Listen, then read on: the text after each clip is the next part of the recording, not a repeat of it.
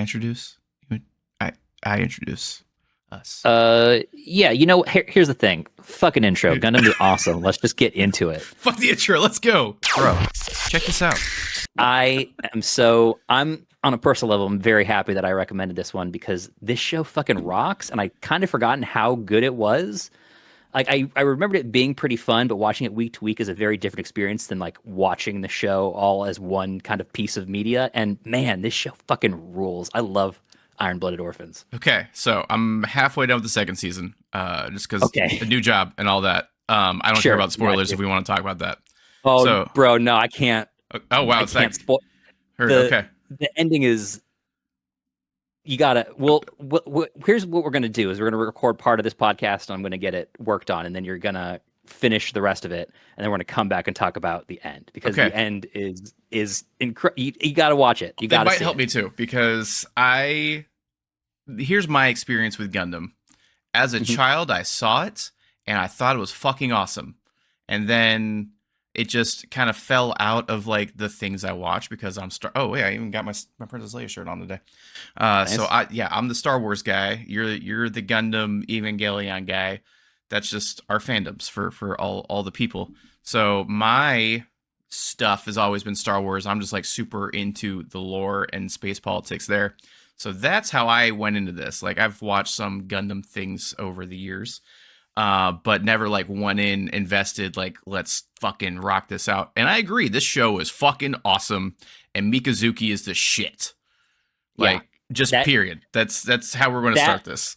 that short king is just a force of nature. Like literally, he's like watching a hurricane in this show. Like It's you can't. wild. You just get swept away. It's nuts, and I don't know. When the show first aired, he got kind of a reputation as like an edge lord kind of guy. Mhm. And on a rewatch, that's definitely not true. The edge lord is McGillis. That dude is Oh yeah, fucking for edge sure, lord. for sure. Um, And I enjoy space politics. I did not realize that there was so much space politics in Gundam. that is what Gundam is. Like, if you like this vibe, this is, I think, one of the best entry points because it hits on a lot of the themes of Gundam.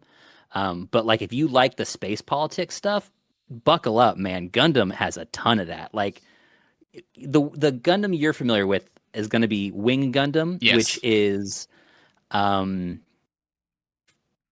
fine, but it's definitely like melodrama first and then like realistic situations second. It's fair. Yeah, I watched that And then one middle school, junior high, early high yeah, it school. was it was on that Toonami block. It was Yep. that, and then they followed it up with G Gundam, which is not. I mean, it's a great Gundam show, but it's not a traditional Gundam show by any metric. It's like the super robot version of Gundam, which is if you aren't familiar with like mecha stuff, so Gundam is like the progenitor of the real robot genre, right? Where they're like realistic mechanisms of war.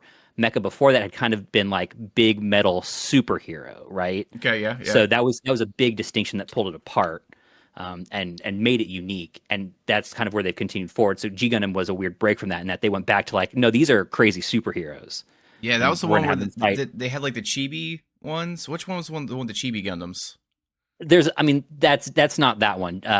There's a bunch of those. They're SD Gundams. Yeah, There's a, that's what it there's a was. few Yeah, series like that. yeah, Yeah, I think you're probably remembering that CG one. I think I yeah, remember that too, but yeah. I don't know anything. I didn't watch that one super closely. That like the things I like about Gundam are not in that show, That's as far as I fair. know. So from watching this, I have gathered there's like three main parts to Gundam. There's the Gundam from the Calamity War. That's referenced a lot, so I feel like Mm. that's where it all starts. Then space politics, and then child soldiers. So you are correct on two of those. The Calamity War they talk about, that's just for Iron-Blooded Orphans. That's their own thing. Okay. It's actually one of the few reasons that I think we might see more Iron-Blooded Orphans at some point in the future. Usually when there's a Gundam show, they like give you the storyline that you care about, and they don't really give you a bunch of like beforehand knowledge or a bunch of post like what happens after knowledge, and they kind of gave you both directions in Iron-Blooded Hmm. Orphans. So I wouldn't be surprised if down the line there is another series in that timeline. Okay. Yeah. Now let's go back to that because I've had to go down a few rabbit holes because that's what Mhm. I do when I do this. There's multiple timelines. Yeah. How does It's that work? honestly, it's not complicated. There's the original Gundam series, and that's got a bunch of follow-up series that continue that timeline, and that's called the Universal Century. Okay. So that's the original Gundam up through, I think the most recent thing in that universe is the Hathaway's Flash movie, which is very cool, but I can't really recommend you just like jump into that because it's built on like 40 years of Gundam history, Heard. Yep. It's fair. right? So, which is why I like that they do these other timelines, right? So I can recommend you Iron Blooded Orphans, and all you need to do is watch Iron Blooded Orphans. There Huh. might be a reference to other series that you'll like miss if you haven't seen them or you're not a huge Gundam fan, but those are not integral to the plot. Like the plot is its own thing, and I think that's something that makes Gundam, even though it's kind of an old series, super approachable. Is that you can jump into whatever the newest alternate timeline is and have a good time. Not like One Piece. No, One Piece is awesome, but you like I'm jumping terrified. into One Piece I can't is jump into One it's Piece. not that bad. It'll like, if you don't have time to dedicate to it, it'll take a while to watch it. But you could read the manga. Like the manga's like about 1,200 chapters, which sounds like a lot, but it's like comic books, right? Okay. They snap by. Some of them are just like cool fight scenes, and so they take as long as you want them to take to read. Right? One Piece is awesome. I recommend One Piece all the time. But yeah, it's I need to start One Piece. So before we get into the whole Iron Blooded Orphans, is there anything else we need to know about Gundam or a prelude before people start watching this? Because I just raw dogged this and I enjoyed it. yeah, I would say any Gundam that's not part of the Universal timeline, just jump into. It's there. There's not a bad Gundam. There are some that are not as good as others, right? But like it's sort of like the Halo games, right? It's Mm. like even in their most recent days, I wouldn't call any Halo game a bad game. They're definitely not as good as they were, but like if you can sit down with it and have a good time, it's a good game. That's kind of what the Gundam series is. You can sit down with the Gundam series, have a good time. It's fair. Good Gundam series. Yeah. Um, yeah, I don't think there's anything particular you need to know about Gundam. Just watch, Iron Blooded Orphans, and you'll get that universe's story. Yeah. All right. So Very good. you said you've watched about halfway through the second season. So talk about the first season. Give me your thoughts. Give me what the ride was like for you. All right. So starting off, it starts off intense. I was not prepared for what is it, the children being the human debris as they call it, which Yep. is basically just the child soldiers, right? They just what they do. It's like a step down from that because like Mikazuki is a child soldier, but he's not human debris. Human debris are like suicide slaves, basically. Like they mean nothing, right? So there's a further degree of separation from child soldier even in this universe. Okay, so these are the things that like hopefully as we talk about this, it will help me finish kind of the rest of the last season because again, it's been great. So he's the shit. Orga. I'm trying to figure out like how I wanted to like because I want to talk about the characters. So like the whole main thing with Orga. Talk about them kind of as they come up, right? Because Yes. the one of the things that's great about this show, especially on a rewatch that I discovered, is that like you have your main characters, but like the protagonist of the story is Tekkadan as a group. Yes. Right.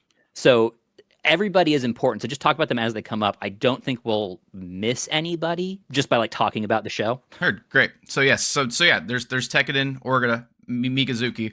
That one took me a little bit longer to figure out because they are, I mean, not like the group, but everything's run by like basically Starbucks and warmongering like across the universe between Mars and Earth, right?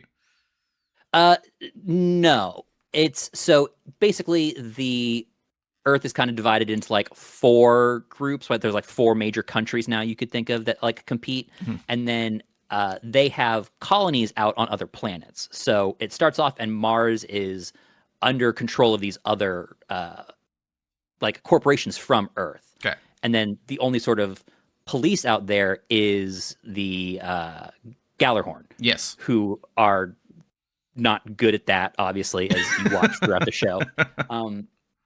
Gjallarhorn And that's sucks. kind of where we start, right? So we open up with our with Tekkadan before they're Tekkadan as part of this like private military group that goes and does like guarding for illicit trade and unillicit trade, right? They're just kind of like a mercenary group that would exist in any sort of war torn country nowadays, except they use child soldiers because they're cheap and human debris because they're free, and that sort of thing. And we open up on them getting on the wrong side of Gjallarhorn, and then Orga and Mikazuki using that kind of moment as an opportunity to seize control of this organization by force. Yes, they yes. outsmart the people who are in charge as they're trying to flee, and they have them act as like decoys, and they come back and they like literally clean house. Like they remove people from the positions forcibly. Yes. They shoot some people in the face just regularly. Like, dude just keeps... Okay, this is like more to the second season after the end, but like, dude just keeps a Glock in his arm, like, in just ready at all times. I hate to break it to you, man. It's been there that whole time. The first flashback you get of like Mikazuki and Orga is just dropping a dude. Orga watching Mikazuki fucking shooting a dude to death. Like just dropping him. Mikazuki tells you who he is the moment you meet him. That like dude is like... Here's like we were talking about, I don't remember if we were talking about this on air like or not, but like how people like would think he's an edgelord, but I'm like, no, dude, the dude just knows who he is and doesn't give a shit. He has one goal. Just one goal. Yeah, like I would say like he's the protagonist, so they paint him in a more heroic light, but like he's essentially just a traumatized child soldier, right? Yeah. He's like become used to what he does, and he does it efficiently because that's how he can continue to live in this world, right? Mm-hmm. And he's happy doing it. I wouldn't say that, man. Okay. I would not say he's happy doing it, but I'm saying he has no problem doing it. Okay, yeah, I'll agree with that. Yeah. I'll agree with that. And then, yeah, there are definitely moments where he enjoys what he's doing, right? But yeah. It's usually not just the murder part. It's sort of... It also a lot of these themes that kind of come up, I don't want to spoil to you because they come through in the ending, and a lot of these things that start early on kind of tie up nicely in the finale. Oh, there's actually a nice tie up, like there's storytelling, and yeah, man. Oh my god. You will I think once you finish the series, you'll not forget it. The last 6 episodes, man. I literally watched them this morning. I just waited until this morning to finish them off. They're so fucking good. They make the show. Like, I love the first season. Back when I watched it the first time, I thought that the first season was like better, and then the second season was a little weaker in the middle, but ended strong. And watching it all at once, the second season is so good, and that finale is just so good. So good. Okay, so first season, like quick recap. They go through, they do the Tekkadan, they deliver. Oh, I'm so bad with names. Cordelia Aina Bernstein. Yes, her picture there. One of the long running jokes in Gundam is the names. In the original series, as it was like continuing to go out, it was created sort of in the same way that like Transformers was created. Right, it was created to sell toys, but the writer of Gundam was like, well, I don't want to sell toys. I want to tell a story about war, and so he kind of just did his own thing. And at some point, he realized that the executives who like approve his stuff weren't paying attention to what he was writing. They were just interested in selling toys. And so he starts naming his characters like crazy, crazy things, and they just keep getting approved. There's one dude whose name is Mikuv. It's M''Quve. That's his name. I love that. They let that go. They had no notes.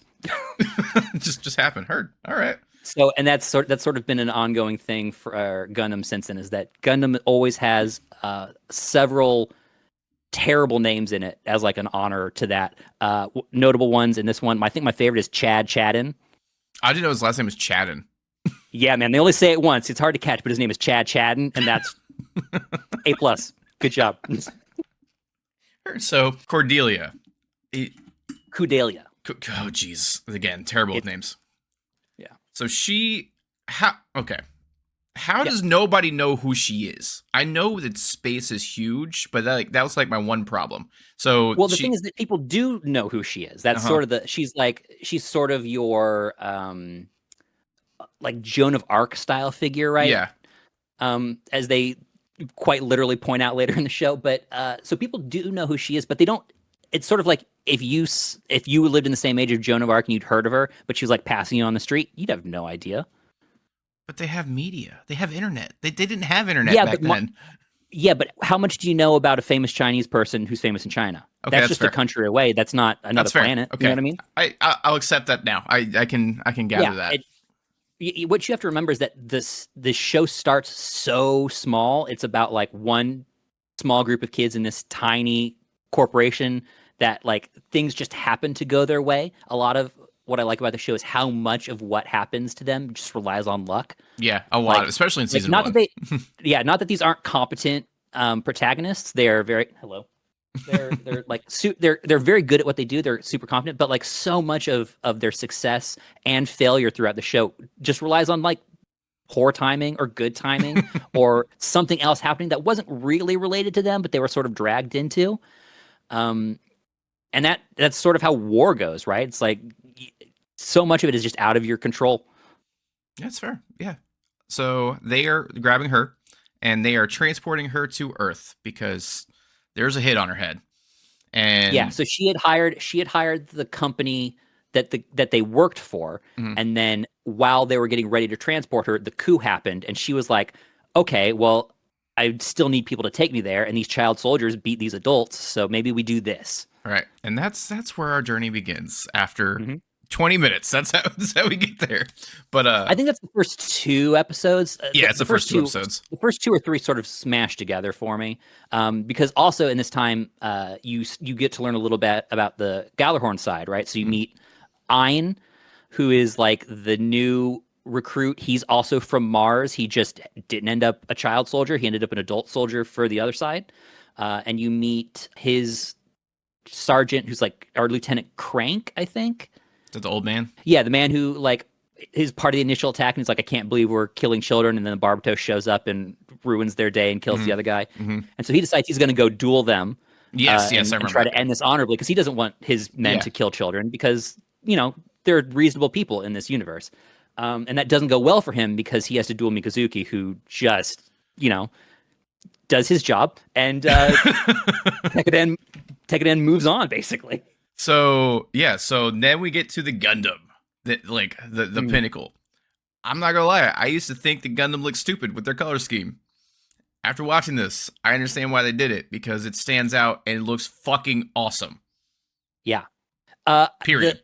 Iron Blooded Orphans mobile suits in particular look so good. They look like drastically different from basically any other Gundam series, but they still are like immediately recognizable as Gundam, and I think that is a cool line for them to have developed.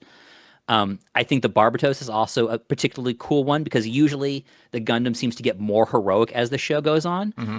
But as they like release the different versions of the Barbatos because they need to make different model Yeah, kits and stuff, right? yeah. But Still toys. I would say that the Barbatos definitely goes in the opposite direction. It does not look more heroic. It looks more and more demonic, Yeah, it right? does. Which And I it, actually just one of the episodes I watched last night.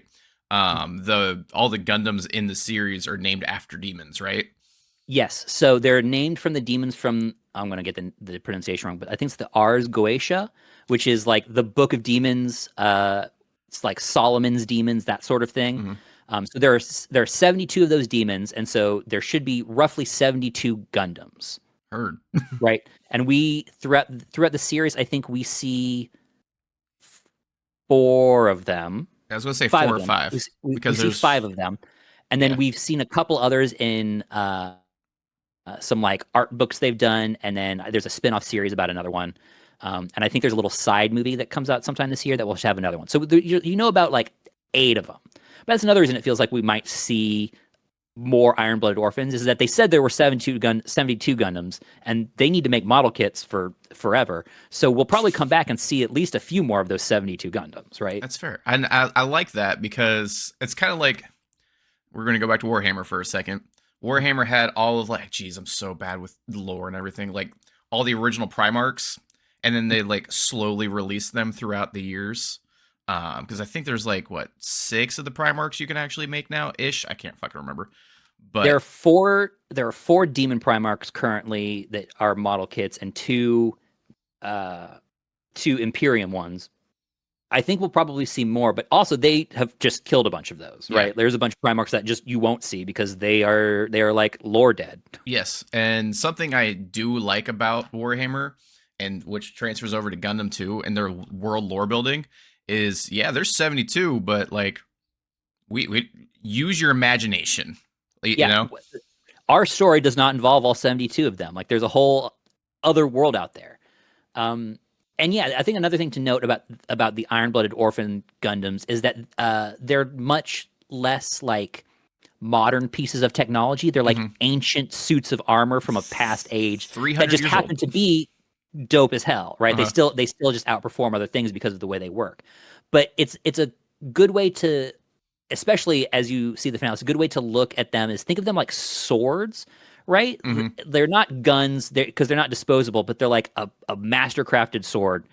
And I think, yeah, especially as you watch McGillis's like story unfold, Hmm. just keep in mind like the story of Excalibur as Okay. he goes about his thing, and just a lot of character stuff about him that seems very weird, I think is explained if you like look at the way he views Gundams like you would view something like Excalibur. Yeah, and he's also super deep on like Gjallarhorn lore. Yeah, and that ties into it too. I don't want to spoil too much, but like his character at the end, if you're paying attention to him, it makes so much sense. Even the weird stuff that we'll talk about, because like he's got a child bride, which is weird, A little bit. but like within the context of the show, at the end of it, you go, "Oh, that's why," and it's still creepy, but it's way less creepy than it looks like. So yeah, because I'm like at the beginning, like I was like, I don't know about this guy, but like he seems noble and like he seems like he's trying to do the right thing here. So I'm like, I think I like you, but at the same time, I'm like, you work for Gjallarhorn, fuck you. So, I mean, his character is interesting. Hmm.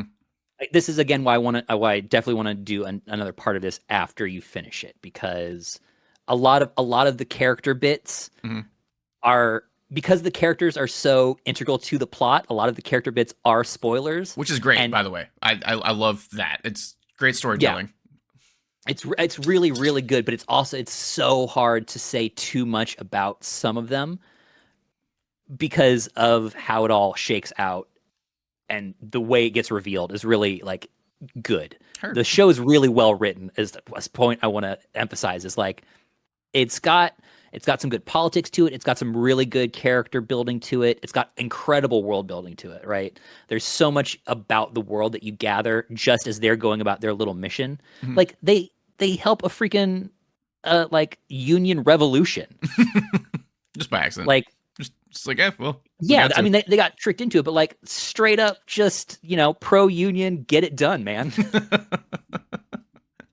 And yeah, so they're going through, and then we're going to keep moving the plot forward. Yeah. And then yeah, they get tied up, they get in some battles, and then Yeah, they make it. They go out into space. They take Cordelia into space. Gjallarhorn tries to stop him. Barbatos beats a bunch of ass again. Um, and then I think the next big thing is that they meet the turbines. yes, so that was like a thing, and I'm glad that I watched Superman, so I knew what a harem was because that was explained very Yes. well in Superman. Because I'd never heard that before. That I'm like, what the hell's a harem? So yeah, what is this whole dynamic? So we got them, we've got like all the branches, and then they like get sworn in by a blood oath, and they become brothers. Yeah. So there's a few levels to that relationship. So there's Tekkadan and the turbines, Mhm. who, because Naze likes them because they're so clever, like they got him right, Mhm. and Naze's a guy who's like, that I can appreciate that, like these kids fucking pulled one over on. And the dude who like clued them in is the shitty guy who owned the company that they took over, and he used child soldiers, and Naze's not about that. Naze likes kids. Spoiler alert: he has a lot of them. Again, Naze, great character. I like what he's Yeah. doing. Fucking weird, but I like him. The way that's set up is explained near the end of the show. Yes, I actually Like, found it that is out. definitely, yeah. Oh, good. So how far have you gotten it with Naze's storyline? We just what the fuck just finished? They just finished the Civil War, and then they were talking after the thing, and then she was basically like, "We're a bunch of fucking prostitutes." N- no, not quite. It's more like, so because of the way this society is structured, right? Mhm. Like, if we're in a world where child soldiers are seen as like acceptable, women are not treated very well. Yes, So I've gathered that. Naze's whole thing is he was like a trader, right? An Mhm. illegal merchant, who's pretty good at his job, and he teamed up with oh gosh, his partner and bodyguard, whose name I'm blanking on, which I feel bad about. That's how I feel all the time. Um, but he teams up with her, and eventually, like, they fall in love, right? Mhm. They make that explicit. Um, and she's like, I can't keep working with you. The reason I do this is like I go out and I protect those like women only companies that are Mhm. going to get preyed upon. And he's like, okay, well, how can I help? And essentially what he does is by making them his like common law wives, it gives them a bunch of rights Mhm. under the law. So everybody on his crew is his wife for that. Some of them are also into it, right? He's not, as he says, like he's not going to turn down a good time, but like it's not explicitly about that. It's about providing the cover of protection, and his joining up with Tewaz, which is the large Mhm. like like Yakuza group basically, right? Is what they Yeah, are. I would say And that for sure. right, and that's just to further the protections that he grants. So that's sort of the setup, and like obviously it's still a harem setup. Like it's an anime show; they're going to deal in anime tropes, right? So that you're gonna see it, but it's also a good indicator of like where this world sits, right? In that like the laws are so loose that something like that is effective, and the way that like especially as people go out, the way that like monogamous Mhm. setups aren't viewed as like better or worse. It's just another way of going about things. And especially when you look at like how the Gjallarhorn elites are like marrying children off at 12, Yeah. like it like kind of it lays bare the hypocrisy and sort of like the moral judgments here. It's like, okay, so he's got multiple wives, and some people are going to look down on that, but he's not marrying children. He's actively got reasons for the choices he's making. He's not doing it because he wants to, right? Yeah. I don't know. It just adds another level of complexity to this world that, again, they're not expelling any of this stuff out for you, but as you look at how things are viewed, you just kind of, get a fuller picture. Oh yeah, and that's something I also enjoy is like nothing is explicitly told to you in this story. Again, back to E33, that's awesome. It's great world building. It's not like, hey, this is a thing, this is a thing, this is a thing. And like I said, I think because the way like she started describing it, it made it sound like they were like a bunch of sex slaves that he freed. But that makes sense with just kind of So, I rights mean, in general. some of them were right. Some of them Mhm. are trafficked women, right? But Mhm. that's not all of them, and they all like. I guess my point is not so much that he didn't grab just like trafficked women, but it just generally like women in general are not treated well, and Mhm. so his is like a scheme to provide them protection. Yeah, and then you just got a bunch of baddies in mobile suits that just wreck ass. Yeah, laughter fucking rules. So I can't. It's Almira. I have to look her name up. It's gonna bug me if I don't look up I know his who you're talking his about. like wife prime. You know what I mean? Yeah, she's in like some booty shorts and has the big scar, and Mhm. she's gooner bait. Amida, that's her. Okay. Yes, Amida. Yeah. So many names in this damn show, and they're Biscuit. I like Biscuit. I miss Biscuit. Shout out to Biscuit. Rest in peace, my man. Dude was the realist. I feel like here's the deal: they had to kill Biscuit, otherwise, like Orga may have like started coming to his senses. Bro, you got to finish this series. There's so much to talk about at the end, man. Oh, we will. But it's actually helping me world build so I can understand this at the end. So Yeah. you're welcome, everybody, for my pain because there's a lot of fucking shit I in this think damn show. I think Orga is such an interesting character. There's so much to talk about, but it's all wrapped up in the finale. Okay, so let's talk about what we can with Orga. So Orga is the Yeah. leader of Tekkadan. How did Yep. he get to this position other than just saying I'm in charge now? You sort of nailed it. Okay, cool, great. Yeah, Glad. I mean they will spell it out a little more explicit, but like the relationship Orga has to the rest of Tekkadan is one of like you guys have a lot of like fighting potential and you're very motivated, but you don't know what to do. And I'm the only dude who can like pretend to have a plan, That's fair. right? And so the relationship is one of like they put all the pressure on him to come up with what they do next. 100% And yes. yeah, and the counterpoint of that is that once he decides what it is, they will do it. Even if it's a bad idea, even if it's not going to end well for them, that's the deal. And that's like a general plot in the show too. Mhm. Is like everybody from the outside's like, Orga, what the fuck are you doing? Don't. And everyone in Yeah. Tekkadan's like, yeah, bro, we got you. And then it Mhm. just ends up And being okay. Yeah, and part of the point is that is like, and especially looking at the first to the second season, like the first season, it's like that works because there's so much trust there, right? Mhm. They know that Orga's not come up with no idea. He's got an idea of something that could work, and they can make that happen, right? Like Mikazuki is like, you tell me what to do, and that shit gets Right. done. You just point your finger, boss. hmm that's what I'm here for. I'm here to make your will happen. And he That's does. yeah. Mikazuki just wills everything. hmm Dude's wild. So that yeah, that makes sense there. And we got the I'm trying to think of like as we keep going with all the things. Yeah, so Orga going through doing his thing. Like we got a plan, we're gonna do it. People are like, hell yeah. And then we get the advisor from geez again, names, harem boy It was. from Tewaz. And again, she's always I feel like she slowly keeps coming around, just seeing everything, but she's usually like, no, stop. I'll You're talking about Miss Marybit? yes. Yes.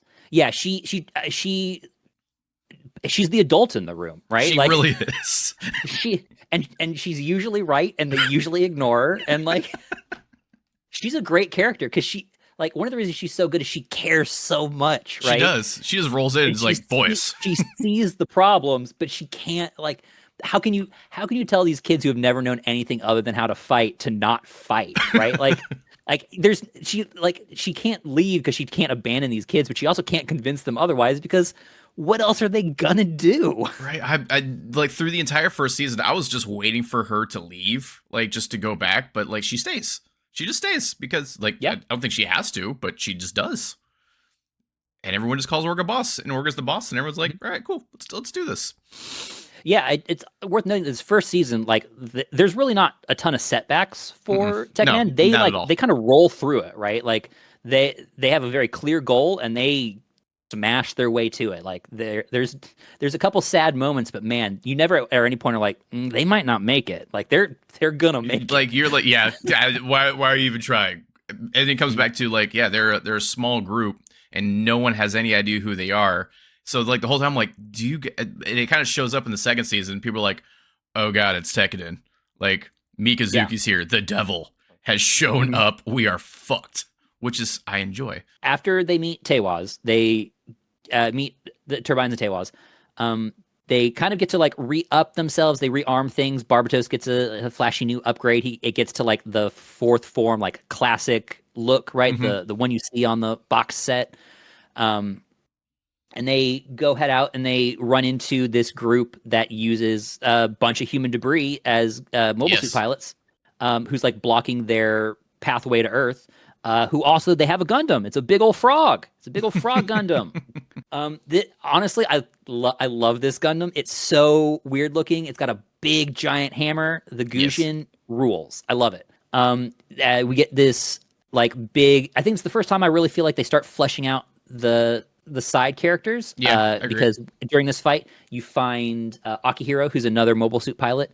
His brother is human debris for this other group, and doesn't go well. Spoiler alert: that kid gets smushed. Yeah. It's a bad time. But they beat these guys. They take the Gujin as like their victory spoils. They rework it into a different, like a totally different looking suit that is apparently supposed to be the same thing. And Akihiro gets to pilot that, and they bring over a bunch of the human debris that didn't get killed, and they let them go, and those kids all become part of Tekkadan too. Yeah. Yay, happy Right, ending. like right, Yeah. building a legacy. They're saving people, giving them freedom. Straight up abolitionists out here. So going back to that, so there's the Gundam frame, right? So is every frame different, and then you put different things on top of the frame, or what's going on there? It's sort of left up in the air. Each frame is unique. That being said, from a model kit perspective, every frame is exactly the same. But Fair. All right. that's a little bit of a joke. But yeah, they're all like individually built. They're like handcrafted, right? Mhm. So the Barbatos, you can put different armors on it, and you can kind of change the armor look of it. But the shape of the Barbatos and its functions are going to be the same. I don't think you've seen the final form yet, right? Not yet. No, I've seen whatever the name is that they decided that they're not going to call it, and that's about it. Because the final one, I think, is I don't know if it's supposed to be what the original like Barbatos from the Calamity War looked like, but it's definitely closer to it. Because there's some functions added that Mikazuki is even like, oh, it doesn't like it feels like it should have always had this, right? Oh. So you kind of get closer to what that was, and I'm not sure which direction like the Gujin is in. I don't know if it looked more like a frog in the past or if it looked more like what they rebuilt it into. I'd love to see like a movie or a short show in the Calamity War and just see some Gundams and see what they looked like. It'd be great. But That would be cool. So with that, let's actually go back a little bit. The Alea Vignana.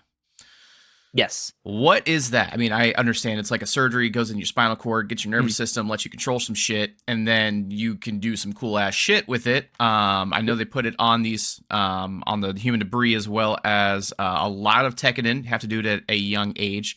It's almost like kind of it's like the super dark version of stealing children to be Jedi. Yeah, let's go over that because that seems like a big part of the story and the universe. Part of the conceit of the Gundams in this universe, the reason why they're so dangerous, is that using this system, this Alea system, you can just hook directly into a Gundam and it will like react to your thoughts. It will do what you want it to do, right? It'll increase your reaction speeds and you'll be a better pilot. The downside of this is that that system, to have it installed, you have to have like nanobots put into your spine while it's still developing. So the process can only be done on children. And so that's one of the reasons why you see child soldiers. And what makes it worse for a lot of things is that for a lot of those kids, especially the ones that aren't human debris, it's a voluntary procedure. Mm-hmm. They don't get it because they're forced to. They get it because that's the only way they can get a job. Heard. Yes. So why do they need to do it multiple times? Because like Mika did it like what, 3 times? 3 times, and that's never explained explicitly. But I think what you're supposed to infer is that the more nanobots you have, the closer your control will be to the machine you're using. Right. Which makes sense. Because he's got extras in him, his reaction time is going to be faster, and he's going to be better. I don't think it makes him a better pilot, but it lets him use his potential even more than somebody who's not connected. Right? Yeah, because at one point I think like he like took the governor off the damn Gundam, and then someone else tried to plug in, and it about killed him. So yes, we got the Alea Vignata, and then that's how Mika is able to just jump in the Gundam because like dude has never piloted a Gundam before. Back to episode 1, and Orga's like, Mika, go, and Mika's like, okay, boss. Jumps in a Gundam and just starts wrecking shit.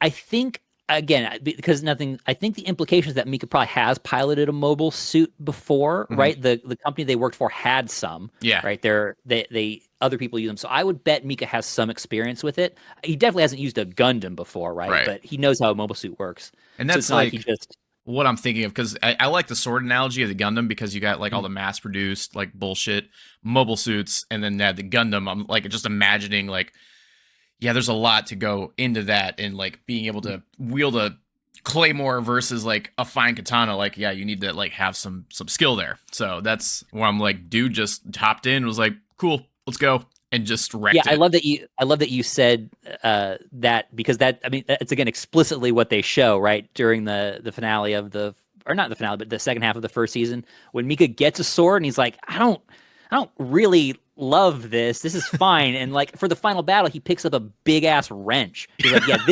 this is my speed, right? Like, hey, he's got like what? It's starting in the second season, just 2 big ass maces, just wrecking shit.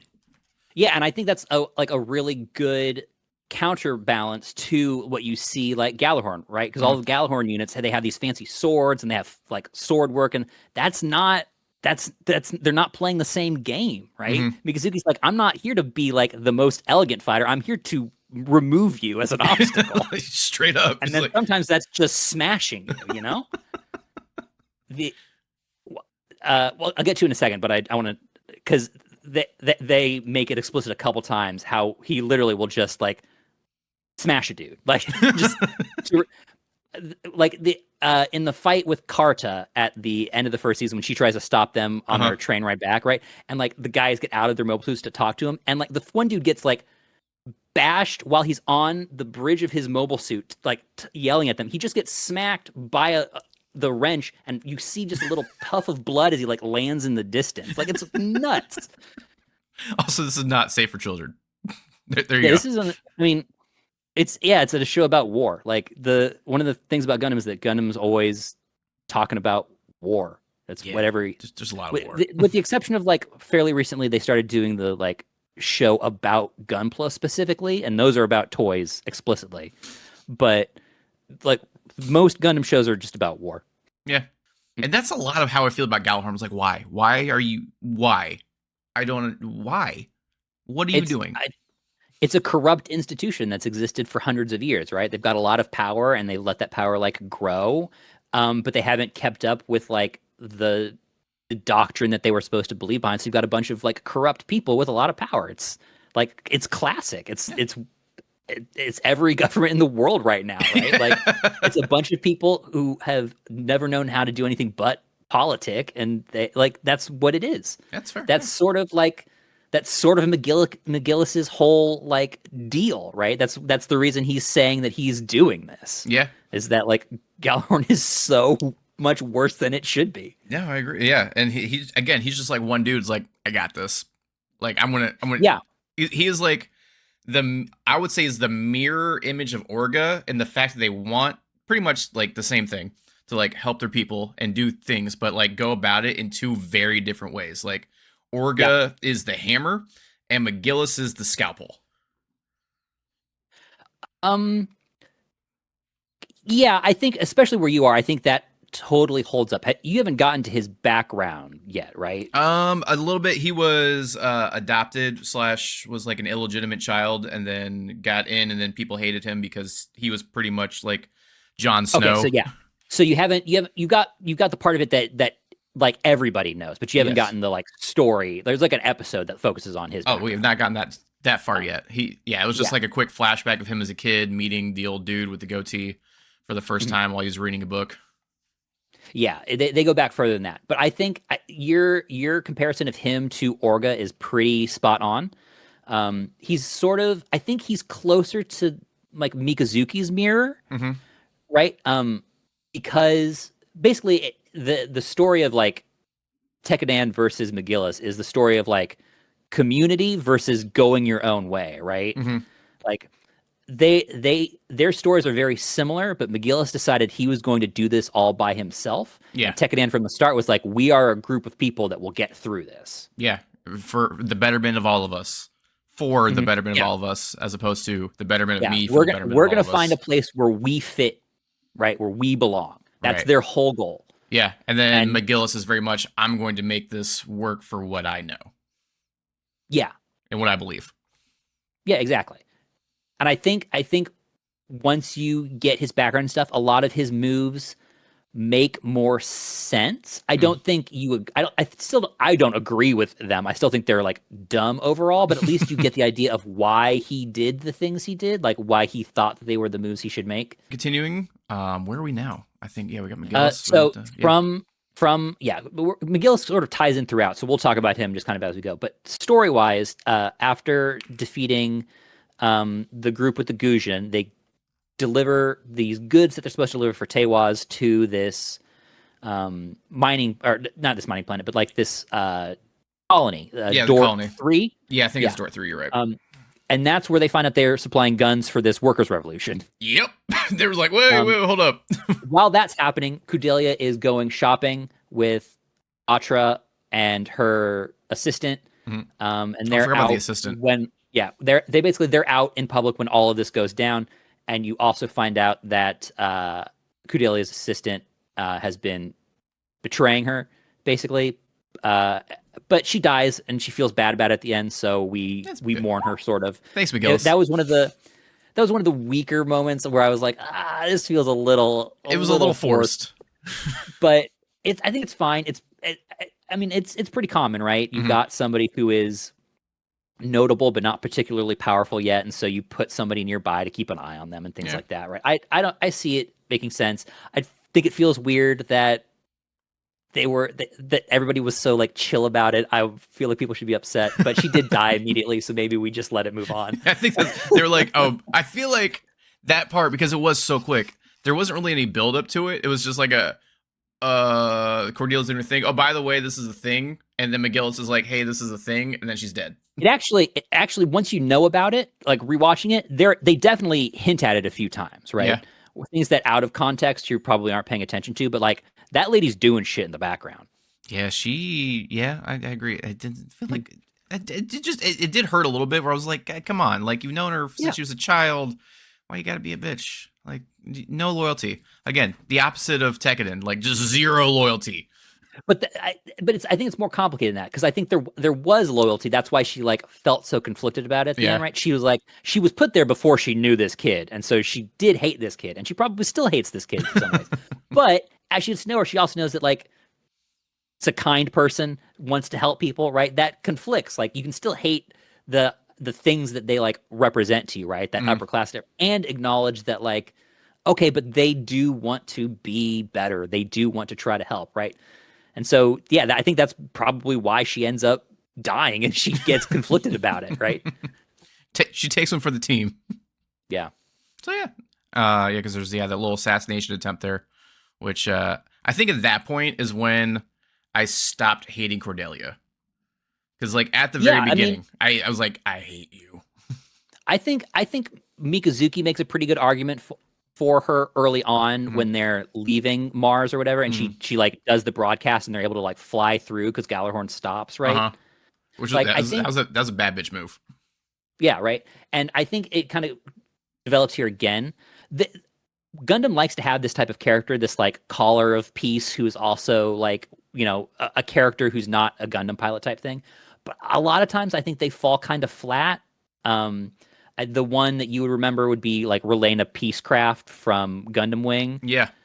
She just kind of stood around and like yelled that people shouldn't fight, but she wasn't doing a whole lot. And I think Cordelia really works because she's in the middle of it all the time.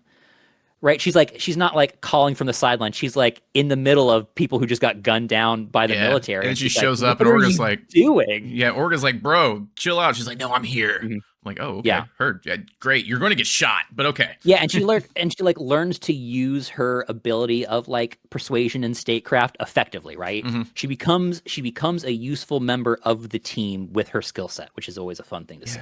And then slowly going in, she becomes a little bit more powerful, but then like she's got to start making some shady deals to get things done, which I enjoy because she's that's sort of the story of Tekkadan though. Is like from the beginning they've had to make shady deals. It's one shady deal after another because it lets them put one foot in front of the other, right? Lots of shady deals. they make a gamble and they join up with Naze, and that gets them into Tewaz, who is a criminal organization, right? Like they're straight up part of the mob as soon as that goes through. That's just a reality. They're like the military complex side of the mob's interests. Yeah. And then they just kind of get into like, again, you got these children. Again, we're kind of going back and forth between the seasons right now. But yeah, they just become like military, just like advisors on Earth. Just like, yeah, I mean, they're effective. Do it. Cool. Great. Bye. And then, then all that happens in the start of season 2, which is super fun between the Earth's side and the Mars side. And then all the shadery in the middle there. Yeah, and that's all a direct result of what happens at the colony, right? Because what happens at the colony scares Gjallarhorn because they can't really control it, right? They put some people down, but because Cordelia like makes her thing and they get it on camera and they get to like send it out to the other colonies, she sort of like sparks revolution in all these colonies, and Gjallarhorn freaks out. Which lets them kind of cruise their way to Earth. Well, not cruise. They get jumped by Gjallarhorn a couple times, but they like head towards Earth. Honestly, things go pretty well for them until they get to Earth, and they meet up with this like he's the exiled prime minister of the country coalition Arbrow, right?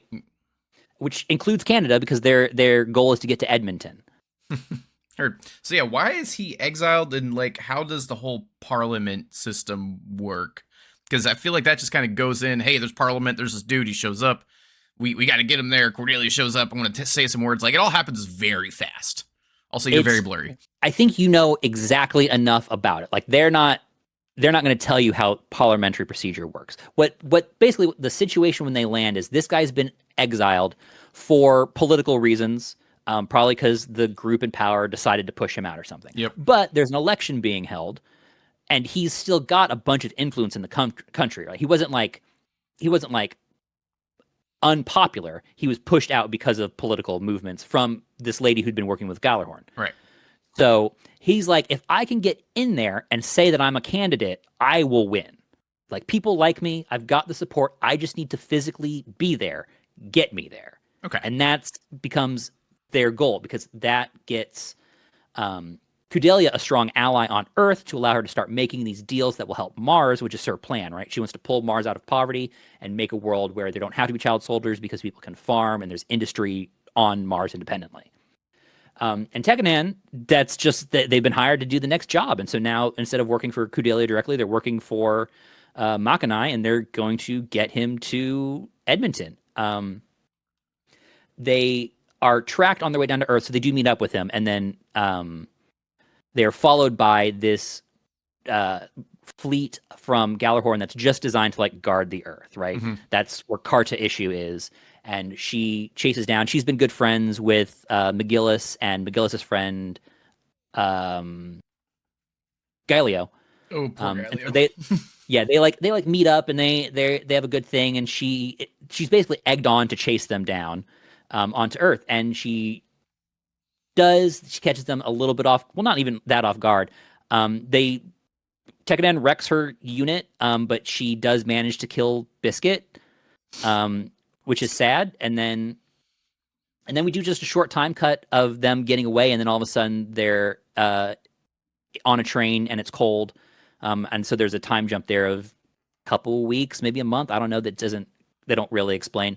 Very anime. Karta comes back to try to stop them because she couldn't before, and she gets murdered along with everybody who comes with her because Mikazuki's mad that she killed Biscuit.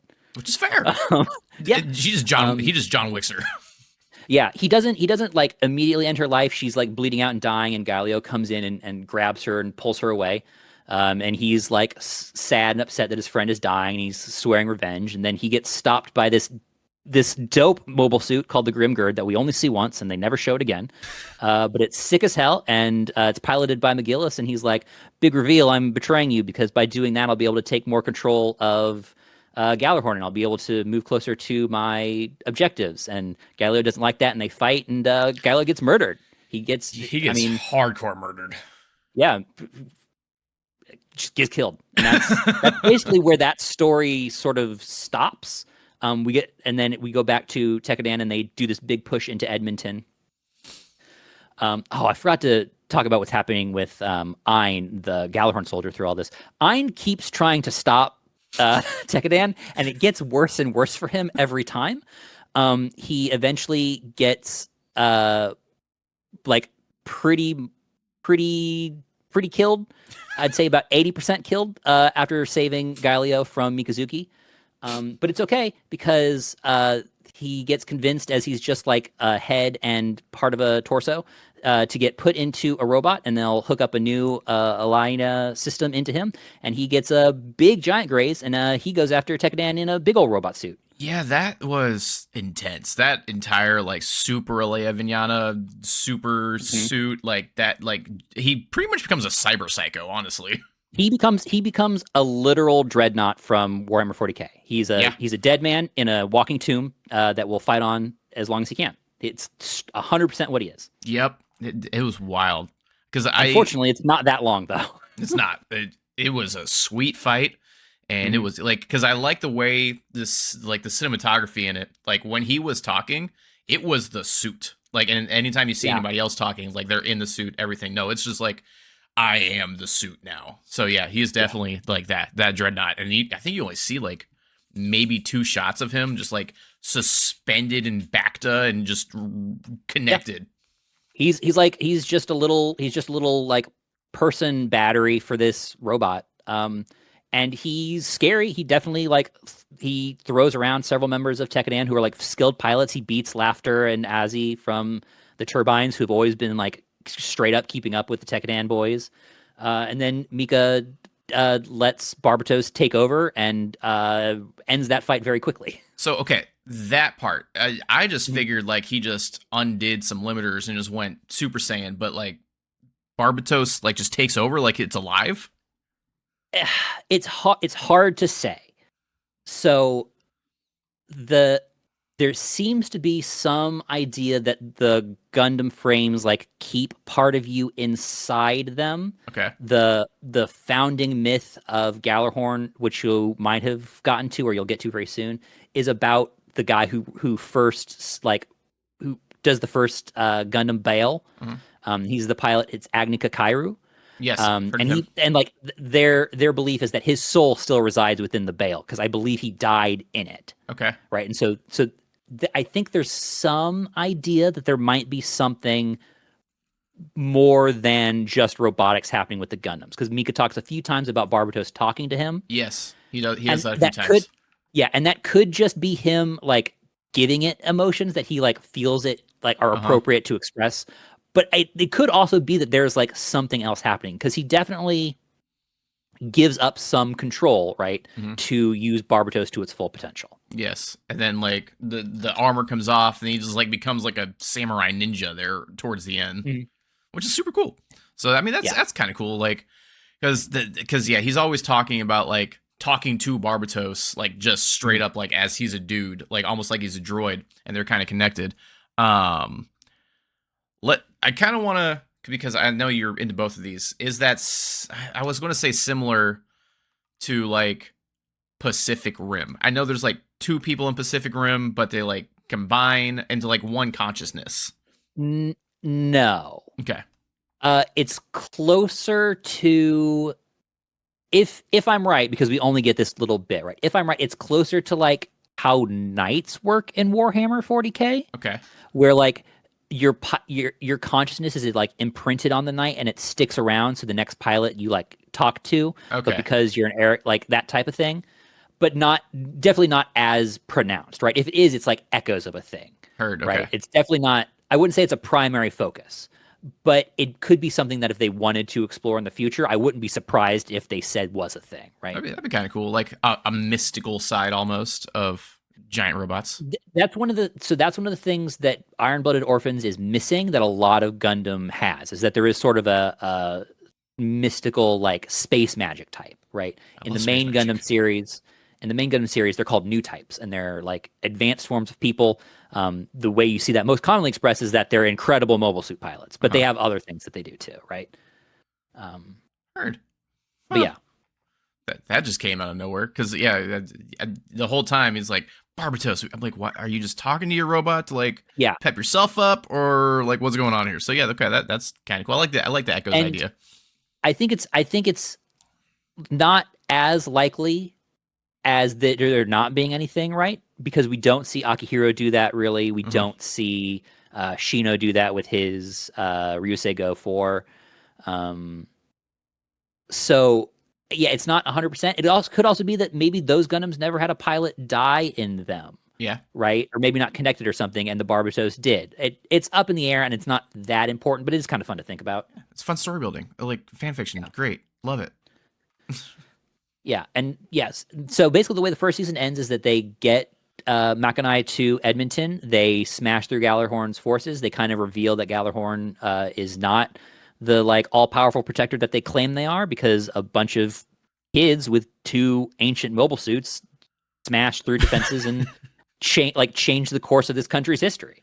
Yeah, And that badass and stuff. that leads in yeah that leads directly into the second season where it's like as a reward from that, they're helping train the new defense force of this country. They've established that like they have an Earth branch and a Mars branch. Like Tekkadan's doing very well for themselves. They have a bunch of new hires, which is that some new characters you get to meet, and they're all better than I remembered them being. Right? Like I thought second season again when I watched it was one where I thought it was kind of slow and they weren't focusing on the characters that I was interested in, and watching that week to week over the course of months Yeah, that's like fair. killed a lot of my momentum. But watching it back to back, these characters are really good. I think they fit right in. They tell stories that the current Tekkadan characters don't quite get.